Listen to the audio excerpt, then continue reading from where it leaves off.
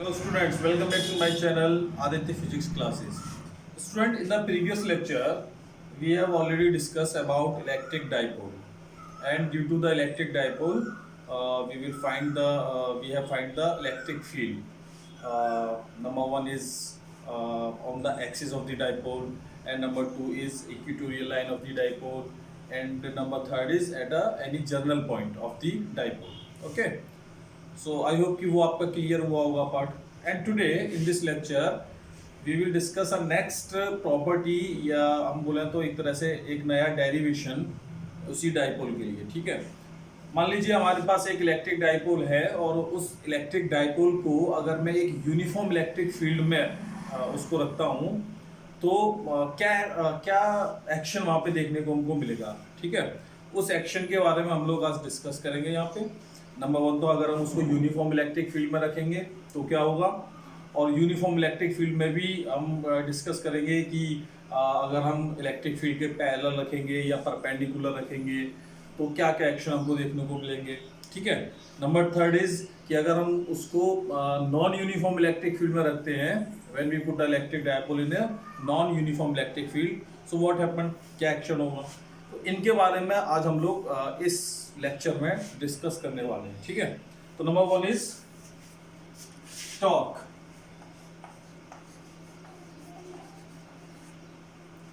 On A electric dipole,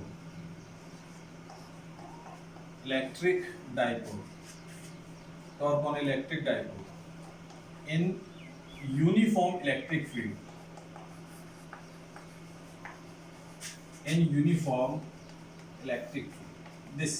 okay, you know very well uniform electric field क्या होता है। आपको पता है कि ये पैरेलल लाइंस हैं, these are parallel lines are equidistant to each other, so these lines are indicate uniform electric field, right। अगर ये पैरेलल लाइंस एक दूसरे से इक्विडिस्टेंस पर हैं, ठीक है, इसको हम लोग बोलेंगे कि this is a uniform electric field. Okay, और नॉन यूनिफॉर्म की अगर बात करूंगा कि नॉन यूनिफॉर्म इलेक्ट्रिक फील्ड को कैसे रिप्रेजेंट करेंगे, हालांकि इसको मैं properties of electric field lines में क्लियर कर चुका हूं, लेकिन फिर भी एक बार बता देता हूं। सपोज ये इलेक्ट्रिक फील्ड ऐसे यहां से जाता है, ठीक है, दिस, ये इलेक्ट्रिक फील्ड लाइंस है। So these electric field lines are represented non uniform electric field, because अगर मैं यहाँ पे एक सरफेस कंसीडर करता हूं और इतना ही सरफेस जब मैं यहां पे कंसीडर करता हूं,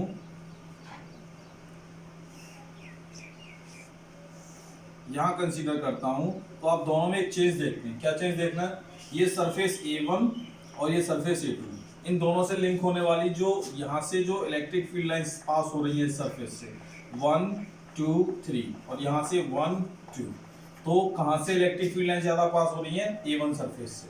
ठीक है, तो यहाँ पे इलेक्ट्रिक फील्ड स्ट्रॉन्ग है, यहाँ पे इलेक्ट्रिक फील्ड वीक है। ठीक है, तो इसको हम लोग बोलेंगे नॉन यूनिफॉर्म इलेक्ट्रिक फील्ड, मतलब इलेक्ट्रिक फील्ड डिस्टेंस के साथ क्या है, चेंज हो रहा है। तो this is non uniform electric field, but here this is uniform electric field, because यहाँ पे अगर मैं एक सरफेस कंसीडर करता हूँ, फिर यहाँ पे एक सरफेस कंसीडर करता हूँ, तो दोनों ही प्लेस पे यहाँ पे A1 में A2 में दोनों में ही जो इलेक्ट्रिक फील्ड लाइंस है वो इक्वल है। यहाँ पे भी देखिए 1 2 1 2, ठीक है, तो डिस्टेंस के साथ यहाँ पे इलेक्ट्रिक फील्ड में कोई चेंज नहीं हो रहा है, means this electric field is a uniform electric field. ठीक है, ये जनरल पॉइंट बात है। ठीक है बेटा, इसको हम लोग हालांकि क्लियर कर चुके हैं electric field properties of electric field lines ना। तो टुडे आज हम लोग डिस्कशन करेंगे torque on electric dipole. What is torque, torque होता क्या है। टॉर्क होता है जब किसी भी सिस्टम पे इक्वल एंड अपोजिट फोर्स अगर काम करते हैं तो वहां पे वो कपल ऑफ फोर्स एक टॉर्क बनाते हैं। ठीक है ना भाई, आप इसको पढ़ चुके थे क्लास 11th में, मैकेनिक्स में आपने पढ़ा था टॉर्क। ठीक है, मूवमेंट ऑफ फोर्स इसका दूसरा नाम। ठीक है, तो टॉर्क का वही रोल होता है रोटेशनल मोशन में जो कि फोर्स का होता है लीनियर मोशन में। फोर्स क्या करता है, अगर हम किसी बॉडी पे फोर्स लगाएंगे तो वो क्या करेगा, उसको मोशन में, अगर बॉडी रेस्ट में तो उसको मोशन में ला देगा, और अगर बॉडी ऑलरेडी मोशन में तो अगर हम अपोजिट फोर्स लगाएंगे तो उसको रेस्ट में ला देगा, या मोशन में और फोर्स लगाएंगे मोशन की डायरेक्शन में तो उसकी वेलोसिटी को और इंक्रीज कर देगा। ठीक है ना, यानी उसके मोशन की वेलोसिटी और बढ़ जाएगी। तो ये फोर्स का काम होता है, और सेम वही रोल प्ले करता है टॉर्क, किसमें? रोटेशनल मोशन में, ठीक है। Now suppose here we consider electric dipole, this is electric dipole A B,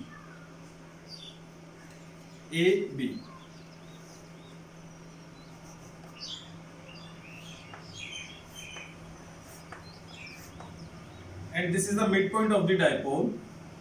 Now the total length of the between AB, this is 2L, क्योंकि ये डाइपोल और डाइपोल के लिए क्लियर कर चुके हैं, लेंथ को टोटल को क्या कहेंगे? 2L. Okay, now here we placed at point A minus q charge and here placed plus q charge. Okay student, on point B plus q charge. Okay, and this electric dipole, इसको हम लोगों ने जो placed किया है, इस तरह से प्लेस्ड किया है कि this electric dipole are make angle theta with uniform electric field.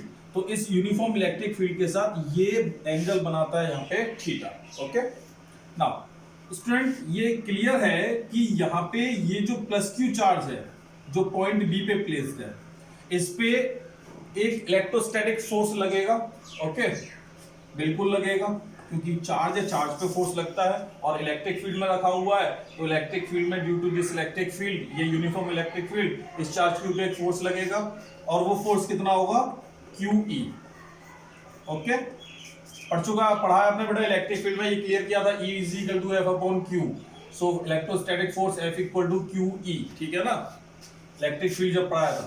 तो यहाँ पे ये फोर्स लगेगा, and the direction of this force is, इसकी जो डायरेक्शन होगी फोर्स की, वो किधर होगी? इलेक्ट्रिक फील्ड की डायरेक्शन में, ठीक है, L of the electric field, जिस डायरेक्शन में हमारा इलेक्ट्रिक फील्ड होगा, क्योंकि पॉजिटिव चार्ज में जो फोर्स लगता है वो हमेशा इलेक्ट्रिक फील्ड की डायरेक्शन में लगता है। नाउ इस पॉइंट की अगर हम बात करें, जो पॉइंट ए पे चार्ज रखा हुआ है माइनस क्यू, इस पे जो फोर्स लगता है वो फोर्स लग रहा है इस डायरेक्शन में, ठीक है, this is the direction of the force on the minus Q charge. और ये फोर्स है कितना भाई? कौन सा? This force is also minus QE, लेकिन अगर मैं मैग्नीट्यूड की बात करूंगा तो वही QE, ठीक है ना, minus sign represented the direction of the force are opposite to electric field. तो यहाँ पे इस फोर्स की जो डायरेक्शन है वो कहाँ है? इलेक्ट्रिक फील्ड के अपोजिट, और इधर क्या है? इलेक्ट्रिक फील्ड के डायरेक्शन। तो ये फोर्स F एंड ये फोर्स F जो पॉइंट A पे लगा है FA, और जो पॉइंट B पे लगा है FB, so F and FB are equal, magnitude of these force are, these two magnitude of two forces are equal। सो जब ऐसे दो फोर्स किसी सिस्टम पे काम कर रहे हैं, जैसे ये हमारे पास ये है, तो अगर इस पे इक्वल और अपोजिट फोर्स काम करेंगे, मतलब एक इस डायरेक्शन में और एक इस डायरेक्शन में, तो ऐसे ये कपल ऑफ फोर्स क्या बनाते हैं, क्या क्रिएट करते हैं? आंसर है ये क्रिएट करते हैं टॉर्क। क्या क्रिएट करते हैं? टॉर्क, ठीक है। तो वो टॉर्क हम लोग यहाँ पे कैलकुलेट करने वाले हैं कि इस डाइपोल पे कितना टॉर्क अभी काम कर रहा है। Okay, now let us start. So now two equal and opposite force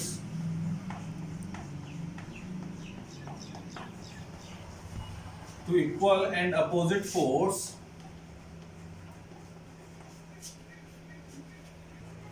are acting on a dipole,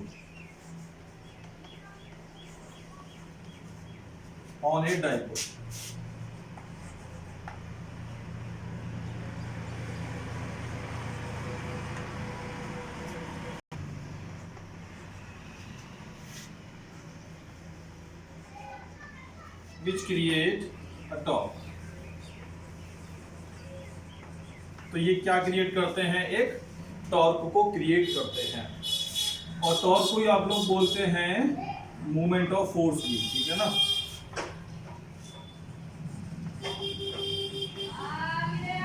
So now we calculate the torque on the dipole. So torque, this is the symbol, okay, ये क्या है? Torque का symbol. So what is torque? Torque is force into perpendicular distance। So torque equal to force into perpendicular distance।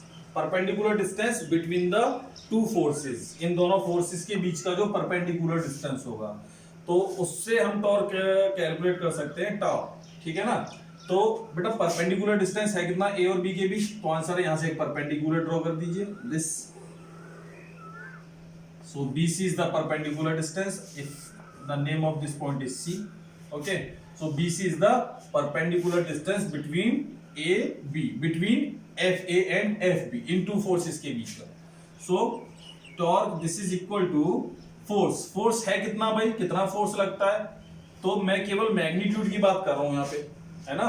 तो magnitude कितना है, FA और FB का दोनों का सेम है, तो कितना है QE, इस पे भी QE फोर्स लगता है और इस पे भी QE फोर्स लगता है। मैं साइन की बात नहीं कर रहा हूं, यहाँ पे लग रहा है प्लस QE, यहाँ पे लग रहा है माइनस QE, तो ये तो डायरेक्शन को बता रहा है फोर्स की, कि भाई अगर ये प्लस है इट मींस कि यहाँ पे जो फोर्स है इस प्लस क्यू चार्ज पे वो इलेक्ट्रिक फील्ड की डायरेक्शन में है, और यहाँ पे जो फोर्स है वो इलेक्ट्रिक फील्ड के अपोजिट डायरेक्शन में है। लेकिन मैं तो बात कर रहा हूं मैग्नीट्यूड की, ठीक है ना।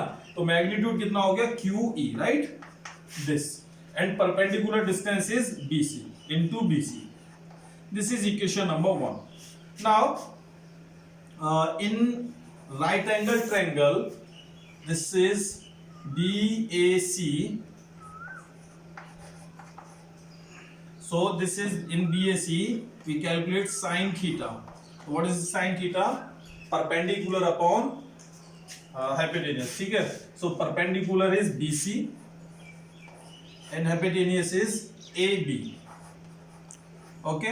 So what value of BC, BC तो कैलकुलेट ही करना नहीं पता, लेकिन AB पता है, AB इज 2L, ठीक है, AB is 2L, so BC this is equal to 2L sin theta, right, this is equal to 2L sin theta, and put this value of BC in equation number 1, okay, put in equation number 1। When we put this value in equation number 1, तो क्या मिलेगा आपको, now torque this is equal to QE into 2L sin theta, right, 2L sin theta, okay। Now so this is torque, this is equal to Q, देखिए 2LQ into E into sine theta, ऐसे लिख सकते हैं इसको, 2LQ E sine theta, और ये 2LQ इसको आप बहुत अच्छे से जानते हैं, this is the dipole movement, electric dipole movement, या movement of electric dipole, okay. So this is the movement of electric dipole and you know very well this is P, okay, 2LQ into E into sine theta, okay। Now student, electric dipole moment is a vector quantity, electric field also vector quantity, so ये and torque is also vector quantity, so दो vectors का product जब एक vector ही होता है तो वो product बोला जाता है क्रॉस प्रोडक्ट, ओके। तो इसको आप कैसे लिखेंगे इन वेक्टर फॉर्म, ये तो रिजल्ट आ गया, torque this is equal to PE sin theta, ये आपको याद रखना है, न्यूमेरिकल में इसको हम लोग यूज किया करेंगे, है ना, इन वेक्टर फॉर्म,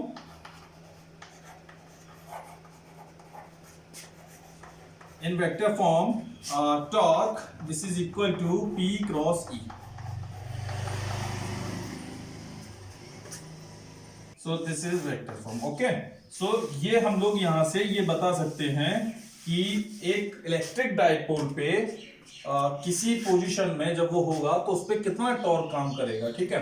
अगर ये electric dipole, suppose this electric dipole are parallel to electric field, are placed parallel to electric field, अगर ये इलेक्ट्रिक डाइपोल, अभी देखिए ये इलेक्ट्रिक डाइपोल थीटा एंगल पर है, ठीक है, किससे, इलेक्ट्रिक फील्ड से।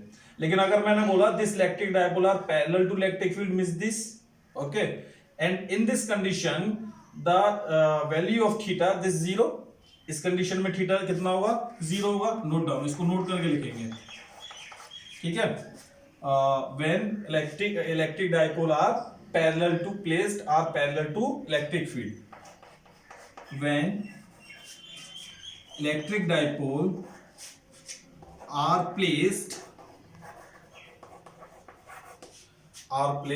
parallel to electric field.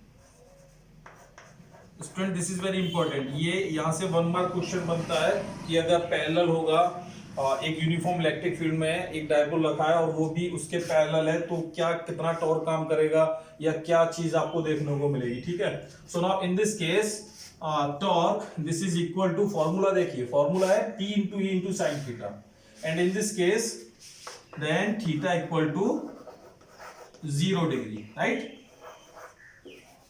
theta equal to 0 degree, right? So when put the value of here, so sin theta value of sin theta sin 0 degree कितना होगा 0, ठीक है। तो this is P into E into 0, right? 0 का multiply कराएंगे कितना, torque. सो इस condition में टॉर्क कितना होगा, आंसर इज 0। यानी इस कंडीशन में जब एक electric dipole, when electric dipole are placed parallel to electric field then torque on the dipole are 0। तो उस कंडीशन में डाइपोल पे कोई टॉर्क काम नहीं करेगा, राइट, ओके। अच्छा, दूसरा टॉर्क तो काम कर लिया, लेकिन यहाँ पे ये जो फोर्स लगेंगे इस पे पॉइंट बी पे, जब ये ऐसे रखा हुआ पॉइंट ए पे, तो यहाँ पे फोर्स ये लगेगा QE और यहाँ पे फोर्स ये लगेगा इस डायरेक्शन में माइनस QE। क्लियर, इस डायरेक्शन में इलेक्ट्रिक फील्ड की डायरेक्शन में QE और इलेक्ट्रिक फील्ड के अपोजिट डायरेक्शन में QE minus QE।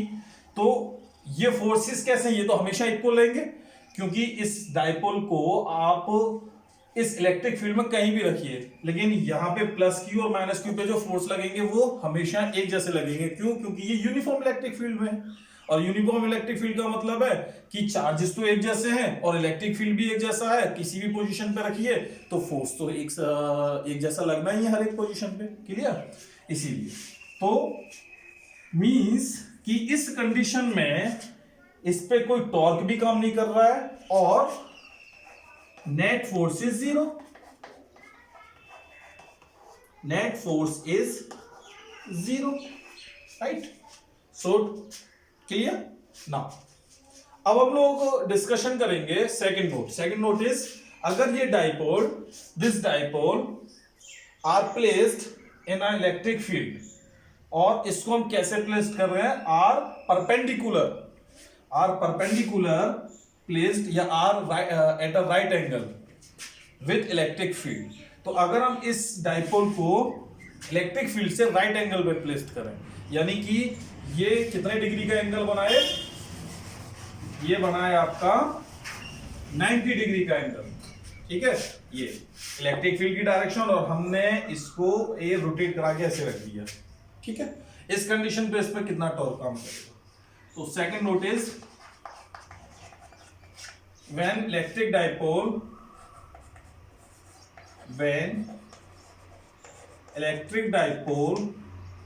are placed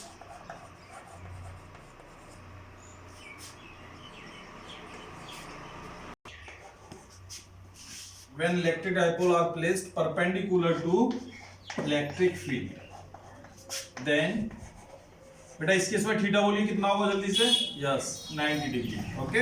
इस केस में theta 90 degree and torque this is PE sin theta means PE sin 90, note is the value of sin 90, this is 1, so torque PE and this torque is maximum. इस समय उस dipole पे maximum torque काम करेगा, किस condition में, जब हमने इस डाइपोल को इलेक्ट्रिक फील्ड के परपेंडिकुलर रख दिया, ठीक है। तो टॉर्क इज मैक्सिमम, ठीक है, okay. So torque is maximum. उसके बाद में ये डाइपोल रोटेट होगा किधर की तरफ, एलाइंस मुड़ेगा, ठीक है ना, और रोटेट होके वापस किधर आएगा, पैरेलल टू इलेक्ट्रिक फील्ड आएगा, ठीक है। क्योंकि टॉर्क काम कर रहा है, वो टॉर्क इसको क्या करेगा, रोटेशनल मोशन कराएगा और रोटेट होके ये वापस पैरेलल टू इलेक्ट्रिक फील्ड हो जाएगा, ठीक है।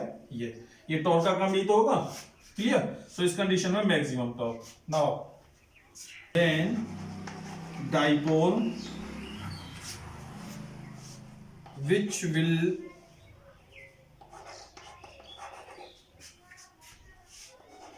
will rotate become parallel to electric field, so उस कंडीशन में क्या होगा, डाइपोल क्या होगा, ये ऐसे रखा हुआ था, तो इस पे मैक्सिमम टॉर्क काम करेगा and this dipole is rotate and parallel to electric field, ऐसे हो जाएगा, ठीक दिस। सो इस कंडीशन में मैक्सिमम टॉर्क है और जब ये इलेक्ट्रिक फील्ड की डायरेक्शन में रखा हुआ है उस कंडीशन में मिनिमम टॉर्क यानी टॉर्क की value is 0। So I hope कि दिस क्लियर। तो ये तो आपने पढ़ा कि एक डाइपोल को जब हम यूनिफॉर्म इलेक्ट्रिक फील्ड में प्लेस करेंगे तो क्या एक्शन होगा। सपोज अगर सेम डाइपोल को आप नॉन यूनिफॉर्म इलेक्ट्रिक फील्ड में रख देते, ये तो यूनिफॉर्म इलेक्ट्रिक फील्ड में रखा है, अगर नॉन यूनिफॉर्म इलेक्ट्रिक फील्ड में रखेंगे तो क्या एक्शन होगा, क्या वहां पे भी सेम टॉर्क काम करेगा या नेट फोर्स जो है वो आपका 0 होगा। तो आंसर है नेट फोर्स तो 0 होगा ही नहीं, क्योंकि क्लियर हो रहा है यूनिफॉर्म इलेक्ट्रिक फील्ड में नेट फोर्स इसलिए 0 था क्योंकि इलेक्ट्रिक फील्ड चेंज नहीं हो रहा था किसी भी प्लेस पे, तो यहां पे भी उतना ही फोर्स काम कर रहा था, यहां पे भी उतना ही फोर्स काम कर रहा था। लेकिन नॉन यूनिफॉर्म का मतलब ही ये है कि डिस्टेंस के साथ इलेक्ट्रिक फील्ड को चेंज होना है, तो अगर डिस्टेंस के साथ इलेक्ट्रिक फील्ड चेंज होगा तो नेट फोर्स भी 0 नहीं होगा, यानी रिजल्टेंट फोर्स आपको मिलेगा कुछ ना कुछ, ठीक है। तो उसके बारे में एक बार स्टडी करते हैं ना। ऐसे क्वेश्चन पूछ लिया जाता है बेटा नॉन यूनिफॉर्म के लिए। यूनिफॉर्म इलेक्ट्रिक फील्ड के लिए तो मैं आपको दोनों ही कंडीशन दे चुका हूं, ठीक है ना, कि अगर डाइपोल इलेक्ट्रिक फील्ड के पैरेलल है तो क्या होगा, अगर डाइपोल उस इलेक्ट्रिक फील्ड के परपेंडिकुलर है तो क्या एक्शन होगा। लेकिन suppose an electric dipole is kept, number 1 is parallel and number 2 is perpendicular to non uniform electric field. Uniform electric field नहीं है, नॉन यूनिफॉर्म इलेक्ट्रिक फील्ड है।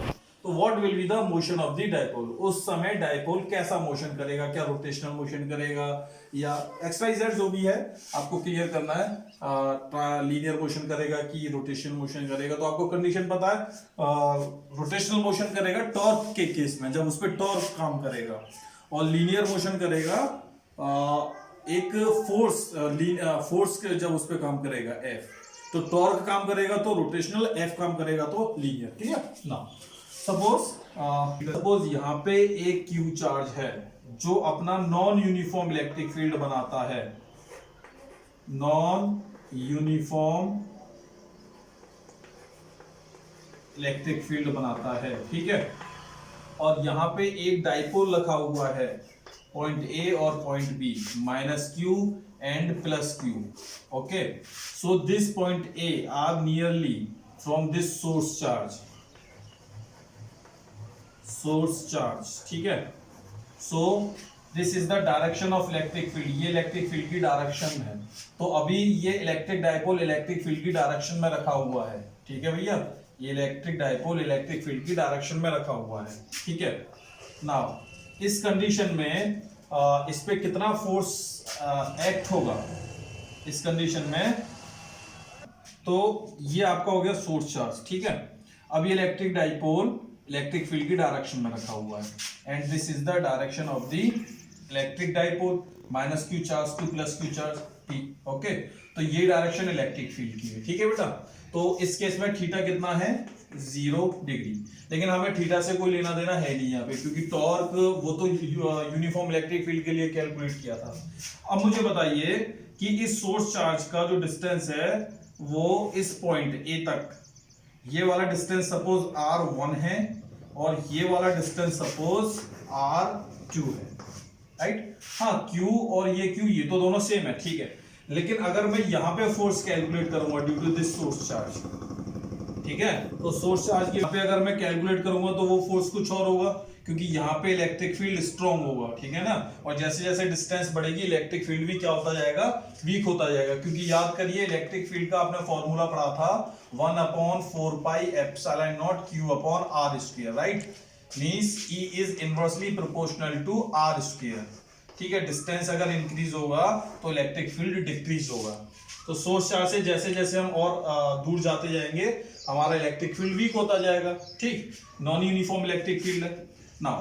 तो यहाँ पे जो फोर्स है, क्योंकि यहाँ इलेक्ट्रिक फील्ड इसके कंपैरिजन में ज्यादा है, तो यहाँ पे फोर्स ज्यादा लगेगा और यहाँ पे फोर्स कम लगेगा। मींस कि यहाँ पे जो फोर्स लगता है वो फोर्स लगता है FA, this is equal to -QE1। E1 क्यों, क्योंकि यहाँ पे पॉइंट A पे इलेक्ट्रिक फील्ड E1 है और यहाँ पे इलेक्ट्रिक फील्ड E2 है, ठीक। और ये भी मैं क्लियर कर देना चाहता हूं बेटा, here E1 is greater then E2, here is E1 is greater then E2। Electric field अलग अलग हो गया, नॉन यूनिफॉर्म है, और यहाँ पे इलेक्ट्रिक फील्ड ज्यादा है, तो E1 is greater then E2। तो यहाँ पे ये फोर्स लगा FA minus QE1। Point B पे जो फोर्स लगेगा वो लगेगा F is equal to QE2। Clear?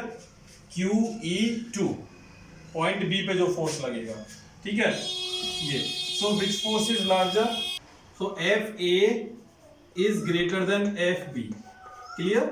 ये वाला फोर्स पॉइंट ए पे जो लग रहा है, this force is larger as compare to this force FB। Okay, so इस कंडीशन में आप रिजल्टेंट फोर्स निकालेंगे, एंड क्लियर है कि जो डायरेक्शन होगी, जैसे ही रिजल्टेंट निकालेंगे और रिजल्टेंट की डायरेक्शन किधर आएगी? आंसर है रिजल्टेंट की डायरेक्शन उधर आती है जिसका मैग्नीट्यूड ज्यादा होता है, तो मैग्नीट्यूड इसका ज्यादा है, और ये फोर्स की डायरेक्शन है ये टुवर्ड्स द सोर्स चार्ज की तरफ, ठीक है।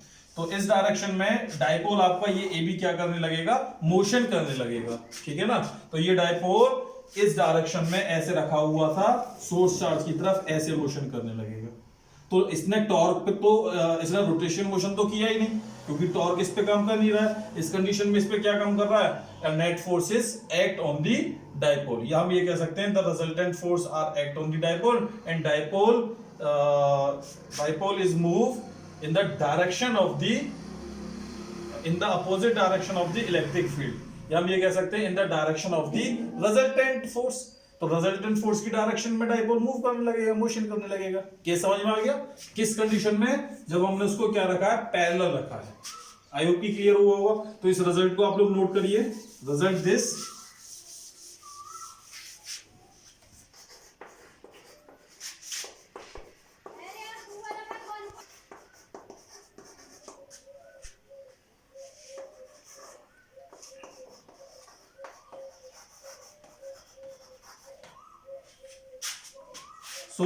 ये एक्शन आपको देखने को मिलेगा। क्लियर? यानी फर्स्ट केस में जब एक dipole non uniform electric field में पैरेलल टू इलेक्ट्रिक फील्ड रखा हुआ है, then the resultant force will act on the dipole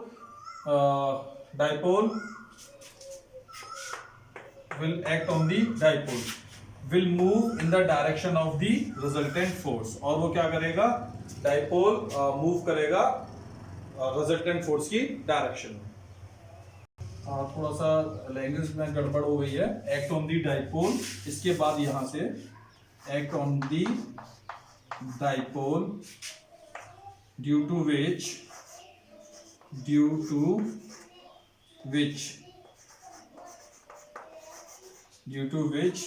dipole, फिर यहां से, ठीक है। सो the resultant force will act on the dipole, due to which will move in the direction of resultant force, ठीक है। और उस केस में वो डाइपोल आपका रिजल्टेंट जो फोर्स की डायरेक्शन होगी उस डायरेक्शन में मूव करने लगेगा, ठीक है। सेकंड, अब की बार हमको डाइपोल को रखना है perpendicular to non uniform electric field, ठीक है। Perpendicular to dipole is kept perpendicular, कहां पे? एक नॉन यूनिफॉर्म इलेक्ट्रिक फील्ड में। तो जैसे ही आप इसको एक नॉन यूनिफॉर्म इलेक्ट्रिक फील्ड में रखेंगे, सपोज ये आपके पास डाइपोल है AB, ठीक है, और here we place the plus Q charge at point B, here we place minus Q charge at point A, and this is mid point. Okay, so जैसे ही आप इसको यहाँ पे पुट करेंगे एक नॉन यूनिफॉर्म इलेक्ट्रिक फील्ड में, means electric field की डायरेक्शन ये है। अगर परपेंडिकुलर है तो इलेक्ट्रिक फील्ड की डायरेक्शन ये है, और डाइपोल की डायरेक्शन ये है, तभी तो परपेंडिकुलर कहेंगे। दिस इज द डाइपोल, देखिए ये इलेक्ट्रिक फील्ड और ये डाइपोल की डायरेक्शन परपेंडिकुलर हो गया, ठीक है। अच्छा, नॉन यूनिफॉर्म इलेक्ट्रिक फील्ड है। नंबर वन तो ये है कि यहाँ पे फोर्स तो काम कर ही रहे हैं, ठीक है ना। नॉन यूनिफॉर्म इलेक्ट्रिक फील्ड है तो यहाँ पे कोई और फोर्स काम करेगा, यहाँ पे कोई और फोर्स काम करेगा, ठीक है। तो इस केस में क्या होगा? नंबर वन तो आप ये देख रहे हैं कि टॉर्क काम करेगा कि नहीं करेगा। ये देखिए टॉर्क कब काम करता है? टॉर्क काम करता है जब दो फोर्सेस के बीच में एक परपेंडिकुलर डिस्टेंस होता है। तो यहां पे एक फोर्स काम करेगा इस डायरेक्शन में, इलेक्ट्रिक फील्ड की डायरेक्शन में, माइनस क्यू चार्ज पे। जहां भी इलेक्ट्रिक फील्ड होगा, अगर यहाँ पे इलेक्ट्रिक फील्ड इधर है तो ये इस डायरेक्शन में काम करेगा, और अगर यहाँ पे इलेक्ट्रिक फील्ड इस डायरेक्शन में है तो ये इधर काम करेगा। यहाँ पे इलेक्ट्रिक फील्ड की डायरेक्शन ये हो गई QE, और यहाँ पे भी इलेक्ट्रिक फील्ड की डायरेक्शन ये थी, तो माइनस क्यू चार्ज पे जो काम करेगा वो इलेक्ट्रिक फील्ड की अपोजिट डायरेक्शन में काम करेगा। ठीक है, तो ये वाले फोर्स, ये टू फोर्सेस FA और FB, दिस टू फोर्सेस ये क्या करेंगे, ये टॉर्क तो बनाएंगे क्योंकि इनके बीच में परपेंडिकुलर डिस्टेंस हो गया, और साथ के साथ क्योंकि these two force are not equal, या जो भी है FA and FB are not equal, क्योंकि ये नॉन यूनिफॉर्म इलेक्ट्रिक फील्ड में है। ठीक है, तो ये नेट फोर्स भी इनका कुछ ना कुछ होगा। उस केस में ये दोनों ही पोजीशंस, इसकी दोनों ही काम ये करेगा। दोनों से मेरा मतलब है कि ये टॉर्क की वजह से रोटेशनल मोशन भी करेगा और as well as translatory motion भी करेगा, या लीनियर मोशन कह सकता हूं इसको, as well as translatory motion या लीनियर मोशन एंड टॉर्क दोनों काम करेगा। ठीक है, अब क्वेश्चन कभी कभी क्या आ जाते हैं कि suppose electric dipole are placed in non uniform electric field at an angle 30 degree, this कि एक इलेक्ट्रिक डाइपोल है जो रखा हुआ है 30 डिग्री के एंगल पे, this minus Q plus Q, एक नॉन यूनिफॉर्म इलेक्ट्रिक फील्ड में, this electric field is non uniform electric field. तो बताइए क्या एक्शन होगा, तो सेम एक्शन, तो एक्शन क्या होगा, एक्शन सेम होगा कि यहां पे जो फोर्स लगेगा इस डाइपोल पे, ये नॉन यूनिफॉर्म इलेक्ट्रिक फील्ड में रखा हुआ है, तो इन दोनों फोर्सेस के बीच में, भाई यहाँ पे फोर्स लगा इलेक्ट्रिक फील्ड की डायरेक्शन में, यहाँ लगा इलेक्ट्रिक फील्ड की अपोजिट डायरेक्शन में, तो दोनों फोर्सेस के बीच में ये परपेंडिकुलर डिस्टेंस है कि नहीं है, इस फोर्स FB के भी और FA, the perpendicular distance between FA and FB, और ये डिस्टेंस हो गया ये BC। तो यहाँ पे ये परपेंडिकुलर डिस्टेंस है, जहां परपेंडिकुलर डिस्टेंस आ जाएगी वहां पे क्या हो जाएगा, टॉर्क काम करेगा। तो टॉर्क तो काम कर ही रहा है, दूसरा क्या, क्योंकि नॉन यूनिफॉर्म इलेक्ट्रिक फील्ड में रखा हुआ है, इसीलिए FA and FB are not equal to, ये दोनों फोर्स इक्वल नहीं होंगे। इक्वल नहीं होंगे तो रिजल्टेंट फोर्स कुछ ना कुछ यहाँ पे आएगा, नेट फोर्स कुछ ना कुछ आएगा, उसकी वजह से ये ट्रांसलेटरी मोशन भी करेगा।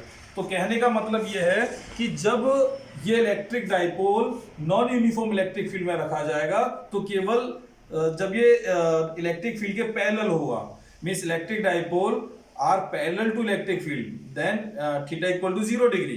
तो जब ये 0 डिग्री पे होगा इलेक्ट्रिक फील्ड के साथ, ठीक है, उस केस में इस पे टॉर्क काम नहीं करेगा, क्योंकि उस केस में परपेंडिकुलर डिस्टेंस नहीं होगा, कुछ ना कुछ नेट फोर्स होगा, और उस केस में केवल ये लीनियर मोशन करेगा या ट्रांसलेटिव मोशन करेगा।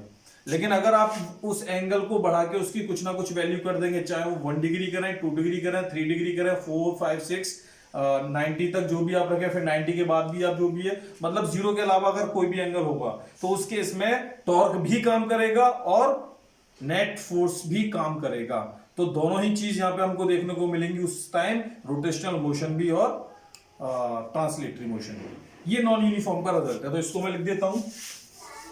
This is the answer second case में, a couple as well as a force will act on the dipole, मतलब कपल और एक फोर्स दोनों ही उस पर काम करेंगे, and due to which there will be both translational and rotational motion in it. ठीक है, उस केस में वो दोनों काम करेगा। तो क्लियर है किस केस में उसको दोनों मोशन उसके अंदर होंगे, नॉन यूनिफॉर्म इलेक्ट्रिक फील्ड के केस में, और किस केस में केवल और केवल वो केवल मूव करेगा। ठीक है ना, रिजल्टेंट मतलब कब रोटेशन मोशन नहीं करेगा। Clear? So today we will close here, और यहाँ पे हम लोगों ने इस चैप्टर का एक पार्ट खत्म कर लिया है। In the next lecture we will discuss a new topic, Gauss theorem. Okay, so वो हमारे लिए एक नया टॉपिक होगा। एक तरह से इलेक्ट्रिक फील्ड के जो इम्पोर्टेंट डाइपोल तक हमने इसका लगभग 70 to 80% इस चैप्टर का हमको कंप्लीट कर चुके हैं। 30% जो है उसको हम आगे के 2-3 लेक्चर्स में कंप्लीट कर लेंगे। ठीक है, थैंक यू।